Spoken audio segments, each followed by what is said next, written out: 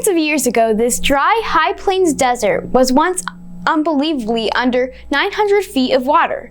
While Kansas's environment today is completely different, we still have remains from that time. A fossil has been discovered from that era by one of SCHS's science teachers.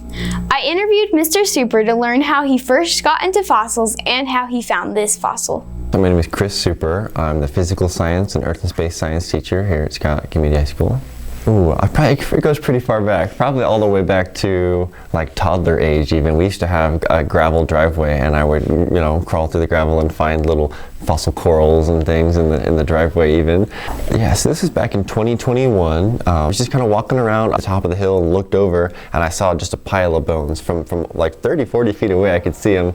I thought there was a bone that looked like a paddle bone, and I wondered if maybe it was one of those giant turtles, and I was kind of excited. But the closer I looked, I realized, it's not a turtle, it's actually a giant marine reptile called an elasmosaur. I also asked him about the process of preserving this fossil and about the plesiosaur itself. So once it was discovered, there were all sorts of steps. Yeah, so it starts with just kind of stabilizing. The stuff on the front is really kind of loose and broken up, so a lot of glue just to stabilize the stuff in the front. Then you want to look below the site and see if anything important is washed away a little bit, and so you can get on your hands and knees and kind of go real slow below the fossil and kind of pick up all the debris, the stuff that's gotten washed. Then you'll cover the bones with paper towels and layers of burlap and plaster to make like a shell around it, like you would for a broken arm. And then once you've got all your bones in that jacket, the idea is to break off the base of your pedestal and flip it, and so you can remove it. And hopefully, that's kind of the scary part, is to flip it, especially something the size we were working with. It was the size of a dinner room table, and so I was really nervous to get it to turn over. And luckily, all our bones stayed in place. And then once you have it, taken out of the ground, then you can do all the detail work back at the museum. So.